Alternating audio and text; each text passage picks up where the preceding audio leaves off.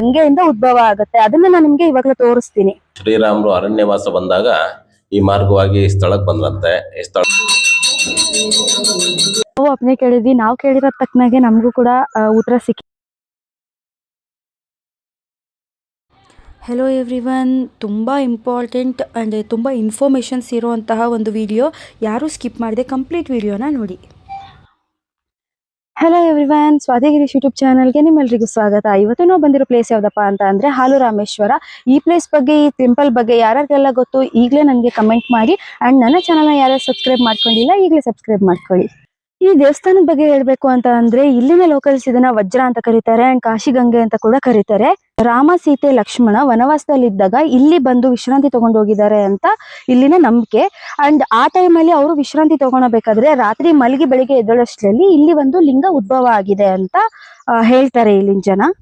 ಇಲ್ಲಿ ಇನ್ನೊಂದು ನಂಬಿಕೆ ಏನಪ್ಪಾ ಅಂತ ಅಂದ್ರೆ ಆಗಿನ ಕಾಲದಲ್ಲಿ ಕಾಶಿಗೆ ಹೋಗ್ಬಿಟ್ಟು ಅಲ್ಲಿ ಏನಾದ್ರು ಒಂದ್ ಬಿಟ್ಟು ಬಂದ್ರೆ ನಮ್ಗದು ಒಳ್ಳೇದಾಗುತ್ತೆ ಅಂತ ತುಂಬಾ ಜನರು ನಂಬಿದ್ದಾರೆ. ಈಗಲೂ ಕೂಡ ಅದನ್ನ ತುಂಬಾ ಜನ ಮಾಡ್ತಾರೆ. ಅವಾಗ ಆಗಿನ ಕಾಲದಲ್ಲಿ ಏನ್ ಮಾಡಿದ್ದಾರೆ, ಇಲ್ಲಿ ಇರುವಂತಹ ಒಬ್ಬ ರಾಜು ಸೊಸೆ ಅವರು ಕಾಶಿಗೆ ಅಂತ ಹೋದಾಗ ಅಲ್ಲಿನ ಏನ್ ಬಿಟ್ಟು ಬರ್ಬೇಕು ಅಂತ ಗೊತ್ತಾಗ್ದಲೆ ಕೈಯಲ್ಲಿ ಇದ್ದು 2 ಚಿನ್ನದ ಬಳೆನ ಅವರಲ್ಲಿ ಬಿಟ್ಟು ಬಂದಿರ್ತಾರೆ.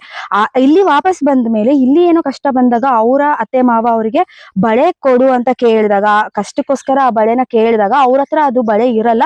ಗೊತ್ತಾದ್ರೆ ಎಲ್ಲಿ ತೊಂದರೆ ಆಗುತ್ತೆ ಅಂತ ಅವರು ಇಲ್ಲಿ ಬಂದು ಆ ಗಂಗೆ ಒಳಗಡೆ ಕೈ ಇಟ್ಬಿಟ್ಟು ದೇವ್ರನ್ನ ಬೇಡ್ಕೋತಾರೆ. ಅವಾಗ ಅಲ್ಲಿ ಬಿಟ್ಟು ಬಂದಿರುವಂತಹ ಚಿನ್ನದ ಬಳೆಗಳು ಅವರಿಗೆ ಇಲ್ಲಿ ಸಿಕ್ಕಿದೆ ಅನ್ನೋದು ಇಲ್ಲಿನ ಜನರ ನಂಬಿಕೆ.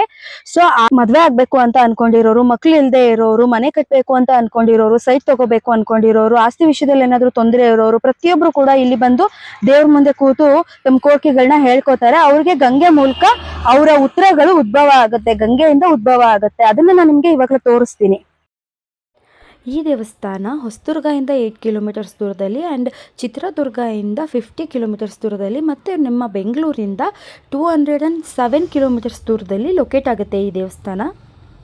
ಇಲ್ಲಿ ಅಪ್ನೆ ಕೇಳೋದಾದರೆ, ಹರಕೆ ಕಟ್ಕೊಳ್ಳೋದಾದರೆ, ಈ ಥರ ಏನಾದರೂ ವಿಶೇಷ ಪೂಜೆಗಳನ್ನ ಮಾಡಿಸೋದಾದರೆ, ವಿಶೇಷವಾಗಿ ನೀವು ಏನಾದರೂ ತಾಯಿಗೆ ನೀವೇ ಡೈರೆಕ್ಟಾಗಿ ಪೂಜೆ ಮಾಡಬೇಕು ಅಂದರೆ ಪ್ರತಿಯೊಂದಕ್ಕೂ ಬೇರೆ ಬೇರೆ ಥರ ರಸೀದಿಗಳಿರುತ್ತೆ. ನೀವು ಅದನ್ನು ತೊಗೊಂಡು ನೀವು ಒಳಗಡೆ ಹೋಗಬೇಕಾಗತ್ತೆ. ಇದು ನಾನು ರಾಮೇಶ್ವರ ಅಂತ ಹೇಳಿದ್ನಲ್ವ, ಅಂದರೆ ಲಿಂಗ ಉದ್ಭವ ಆಗಿದೆ ಅಂತ ಹೇಳಿದ್ನಲ್ಲ, ಅದೇ ಲಿಂಗ ಇದು ಈಗ ತೋರಿಸ್ತಾ ಇರೋದು.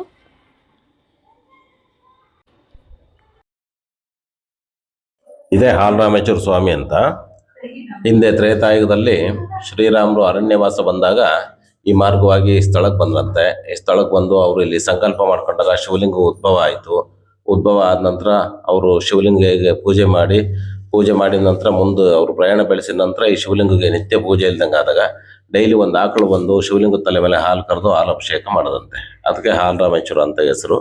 ಅಲ್ಲಿ ಹಿಂಭಾಗದಲ್ಲಿ ಗಂಗಾದೇವಿ ದೇವಸ್ಥಾನ ಇದೆ. ದೇವಸ್ಥಾನದ ಒಳಗಡೆ ಒಂದು ಕೊಳ ಇದೆ. ಆ ಕೊಳಕ್ಕೆ ಕಾಶಿಯಿಂದ ತೀರ್ಥ ಉದ್ಭವ ಆಗಿದೆ ಅಂತ ಹಿಂದಿನ ಒಂದು ಪ್ರತೀತಿ ಇದೆ. ಭಕ್ತಾದಿಗಳು ಏನಾದರೂ ಮನಸ್ಸಲ್ಲಿ ಸಂಕಲ್ಪ ಮಾಡ್ಕೊಂಡು ಕೂತ್ಕೊಂಡ್ರೆ ಅವ್ರವ್ರ ಸಂಕಲ್ಪಕ್ಕನುಸಾರವಾಗಿ ಕೊಳದಲ್ಲಿ ಒಳಗಡೆಯಿಂದ ಅವ್ರವ್ರಿಗೆ ಏನೇನು ಅದೃಷ್ಟ ಇರುತ್ತೆ ಅದು ಪ್ರಸಾದ ಬರುತ್ತೆ. ಇಂತಿಂಥ ಪ್ರಸಾದಗಳು ಬಂದರೆ ಇಂತಿಂಥ ಸೂಚನೆಗಳು ಅಂತ ಇರುತ್ತೆ. ಅದು ಬಂದ ನಂತರ ಅಲ್ಲಿರ್ತಾರೆ, ಅವ್ರು ಹೇಳ್ತಾರೆ.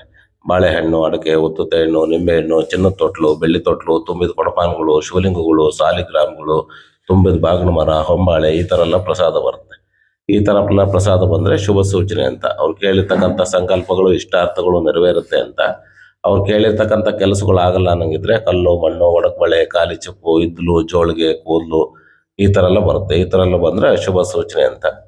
ಅವರು ಏನಾದ್ರು ದೋಷ ಮತ್ತೊಂದು ಇದೆ ಅಂದರೆ ಬೆಳ್ಳಿ ಆಕಳು, ಬೆಳ್ಳಿ ನಾಗರು, ನವಗ್ರಹ, ಧಾನ್ಯಗಳು, ಜೊನ್ನೆಗಳು ಈ ಥರ ಎಲ್ಲ ಪ್ರಸಾದ ಬರುತ್ತೆ. ಇಲ್ಲಿ ಪೂಜೆನ ಮುಗಿಸ್ಕೊಂಡು ನಾವು ಇದ್ರ ಹಿಂದೆ ಇರುವಂತಹ ಗಂಗಮ್ಮ ತಾಯಿ ದೇವಸ್ಥಾನಕ್ಕೆ ಬಂದ್ವಿ. ಇಲ್ಲಿ 2 ಕೊಳಗಳಿದೆ ನೋಡಿ ನೀವು. ಇಲ್ಲಿ ಎಂಥ ಬಿಸಿಲು ಇದ್ರೂ, ಎಂಥ ಬೇಸಿಗೆಗಾಲ ಇದ್ರೂ ಇಲ್ಲಿ ಯಾವತ್ತೂ ನೀರು ಕಮ್ಮಿ ಆಗಿಲ್ಲ. ಏನಾದರೂ ಹರಕೆ ಕಟ್ಕೋಬೇಕು ಅಂತ ಅಂದ್ಕೊಂಡಿರೋರು ಈ ಹೊಂಡದಿಂದ 5 ಬಿಂದಿಗೆ ನೀರುಗಳನ್ನು ತಲೆ ಮೇಲೆ ಉಯಿಸ್ಕೊಂಡು ಹರಕೆ ಕಟ್ಕೋತಾರೆ. ಇಲ್ಲಿ ಯಾವ ವಾರನೇ ಬಂದರೂ ಇಲ್ಲಿ ಇದೇ ಥರನೇ ರಶ್ ಇರುತ್ತೆ. ಯಾವಾಗಲೂ ಜನ ಇರ್ತಾರೆ. ಪ್ರತಿ ಸಲ ಕ್ಯೂನಲ್ಲಿ ನಿಂತ್ಕೊಂಡೇ ಹೋಗಬೇಕಾಗತ್ತೆ, ಅಷ್ಟು ಜನ ಇರ್ತಾರೆ ಇಲ್ಲಿ. ಇನ್ನೂ ಒಂದು ತುಂಬ ಖುಷಿಯಾಗುವಂತಹ ವಿಷಯ ಏನಪ್ಪ ಅಂತ ಅಂದರೆ, ಒಳಗಡೆ ಬಂದ ಮೇಲೆ ಇಲ್ಲಿ ದೇವರಿಗೆ ನೀವೇ ಡೈರೆಕ್ಟಾಗಿ ಅರಿಶಿನ ಕುಂಕುಮ ಹಚ್ಚಿ ನಿಮ್ಮ ಕೈಯಲ್ಲೇ ಮಂಗಳಾರತಿ ಮಾಡಿಸ್ತಾರೆ ದೇವರಿಗೆ. ಇದು ತುಂಬಾ ಖುಷಿಯಾಗುವಂತಹ ವಿಷಯ. ನಿಮ್ಮ ಮನಸ್ಸಲ್ಲಿ ಏನೇ ಸಂಕಲ್ಪ ಇದ್ದರೂ ಪ್ರತಿಯೊಂದನ್ನು ದೇವ್ರ ಮುಂದೆ ಹೇಳ್ಕೊಂಡು ನೀವು ಮಂಗಳಾರತಿ ಮಾಡಿ ಆದಮೇಲೆ ಮತ್ತೆ ಮೇಲೆ ಬಂದು ಅಲ್ಲಿ ಹಿಂದೆ ಜನ ನಿಂತಿದ್ದಾರೆ ಅಲ್ವಾ, ಅಲ್ಲಿ ಬಂದು ನೀವು ಮತ್ತೆ ಅಪ್ಪಣೆ ಕೇಳಬೇಕಾಗತ್ತೆ. ಅಲ್ಲಿ ಅಪ್ಪಣೆ ಆಗೋದು ನಿಮಗೆ, ಅಂದರೆ ಕೂತ್ಕೊಂಡು ನೀವು ನಿಮ್ಮ ಕೋರಿಕೆಗಳೇನಿರುತ್ತೆ ಅದನ್ನು ಹೇಳ್ಕೊಂಡು ಕೂತ್ಕೋಬೇಕು ಅಲ್ಲಿ. ಆವಾಗ ಕೆಳಗಡೆ ಗಂಗೆಯಿಂದ ಇದು ಉತ್ತರಗಳು, ಅಂದರೆ ನಿಮಗೆ ಏನು ಬೇಕು, ನಿಮಗೆ ಏನು ಆಗಬೇಕು ಅನ್ನೋದನ್ನು ದೇವರು ನಿಮಗೆ ಕಳಿಸ್ಕೊಡ್ತಾರೆ.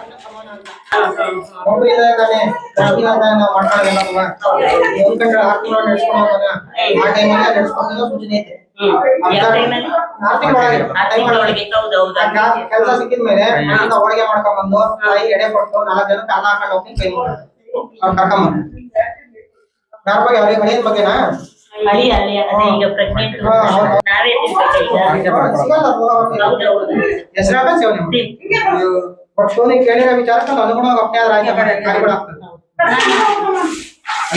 ನನಗ್ ಕೇಳ್ಬೇಕಲ್ಲ ಇದೆ ಬೈಕೋಬೇಡಿ. ಆಮೇಲೆ ಕೇಳಿಸ್ತೀವಿ ಅವೆಲ್ಲ ಹೇಳ್ತೀನಿ. 5 ನಿಮಿಷ ಇದ್ದಿಲ್ಲ ಹೌದಾ? ಬೇರೆ ಇಲ್ಲ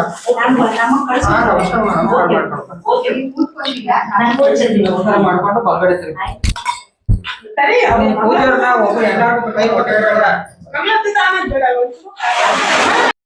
ನಾನು ಹೇಳಿದೆ ಅಲ್ವಾ, ಗಂಗೆಯಿಂದ ಉದ್ಭವ ಆಗುತ್ತೆ ನಿಮ್ಮ ಕೋರಿಕೆಗಳು, ನಿಮ್ಮ ಇಷ್ಟಾರ್ಥಗಳಿಗೆ ಏನು ಉತ್ತರ ಇದೆ ಅನ್ನೋದು ಸಿಗುತ್ತೆ ಅಂತ. ಅದು ಇದೇ ಕೊಳದಿಂದನೇ ನಿಮಗೆ ಬೇಕಾಗಿರುವಂತಹ ಉತ್ತರ ಸಿಗೋದು.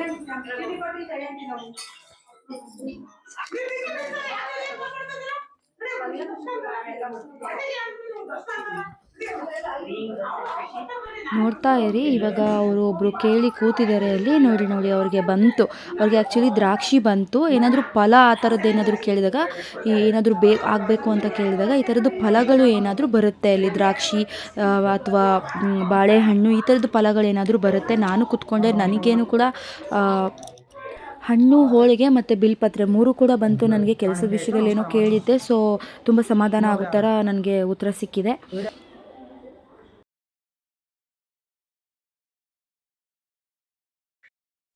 ನೋಡಿದ್ರಲ್ಲ, ನಾವು ಅಪ್ಪನೆ ಕೇಳಿದ್ವಿ. ನಾವು ಕೇಳಿರೋ ತಕ್ಕನಾಗೆ ನಮಗೂ ಕೂಡ ಉತ್ತರ ಸಿಕ್ಕಿದೆ ಗಂಗಮ್ಮಯಿಂದ. ನಿಮಗೆ ಇದೇ ಥರ ಹೆಚ್ಚಿನ ವಿಡಿಯೋಸ್ಗಳು ಇನ್ನೂ ಬೇಕು ಅಂತ ಅಂದರೆ ನನ್ನ ಚಾನಲ್ನ ಸಬ್ಸ್ಕ್ರೈಬ್ ಮಾಡೋದನ್ನ ಖಂಡಿತ ಮರಿಬೇಡಿ. Thank you.